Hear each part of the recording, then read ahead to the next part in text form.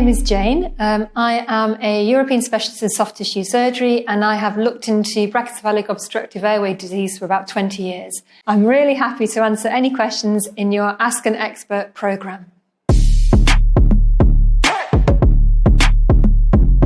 So brachycephalic dogs are dogs that have got a shorter, wider head. So things typically like the pug, the French bulldog and the bulldog, although lots of breeds actually fit into that description. I quite like to define brachycephalic as the width of the head divided by the length of the head, and I usually think of about 0.8 or above as being brachycephalic. And the reason I like to use that definition is then things like the XL bullies or the American bullies that have got a very wide head but a decent nose would still come in as brachycephalic. So BOAS is brachycephalic obstructive airway syndrome, and that's an umbrella term to describe a conformational related disease where you've got areas of the airway that have either got too much tissue in them or are restricted. So you've got problems with breathing, restricted respiratory function. We've always thought that BOAS was a progressive disease. If you were a grade 1 or a grade 2 at 1 or 2 years of age, you would get worse throughout the life. Now, interestingly, I'm not sure that's quite as clear-cut as we thought it was, and we are now tracking some dogs their whole life, and we're finding they don't change as much as we thought they would. I think one thing is clear, though. If your dog is severely affected, if it's a grade 3, it will get worse, okay? So if you do get a brachycephalic puppy, please get it tested at a year of age with the respiratory functional grading scheme, and then get it tested every couple of years, and we can see how these dogs are progressing throughout their lives. Typically, when you have BOAS, you have clinical signs that we can see. So you might have dogs that are noisy breathers, so they have awake snoring, and that's particularly noticeable usually on exercise. You may also have dogs that snore so much that they can't sleep properly, and they will sleep with their heads either elevated, or they may wake themselves up, they may choke themselves awake during the night. Dogs can also sometimes have problems eating, so they may choke on their food, or they may actually regurgitate their food, particularly French bulldogs. If it gets worse, unfortunately, these dogs show obvious respiratory effort, so they'll have problems breathing, and occasionally they even collapse. So BOAS is a known problem, and we are now pushing out a health screening test that many of the Kennel Club registered breeders are using. So if we know that breeders have used the RFG scheme, then we can be a little bit more confident that they are trying to breed healthy dogs and they are screening their adult dogs for signs of BOAS.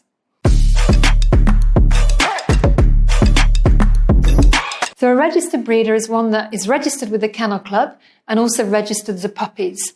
Now, on top of that, we have the Assured Breeder Scheme, and those Assured Breeder Schemes are particularly interested in health, and they have to participate in a number of the different health checks. So if you use an Assured Breeder, then you can be absolutely certain that those breeders are breeding for health.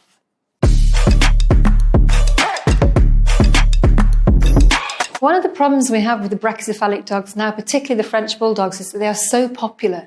So we see them all over social media, and it means that lots of people started breeding French bulldogs. But sometimes people were breeding French bulldogs without a huge amount of knowledge of the health issues that these dogs can have.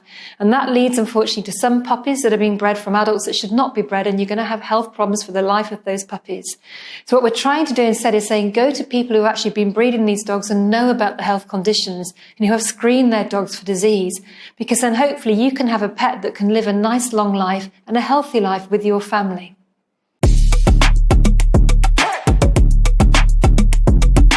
There are lots of things to think about when you have a brachycephalic dog. It depends a little bit on your breed, but things we tend to stress are don't go for dogs that have got really thick nasal ropes.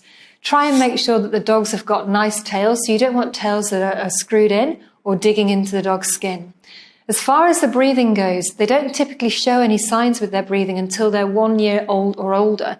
So therefore, you can't look at the puppies and decide if they've got problems with their breathing, but you can look at the parents. So have a look at the parents, ask the breeders to move the dogs around, see them exercising, check if their nostrils are open.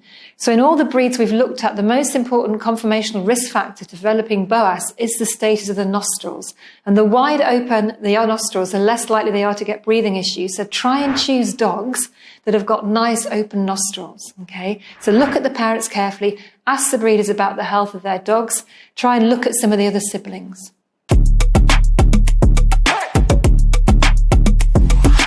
So we always say stop and think before you buy a brachycephalic dog.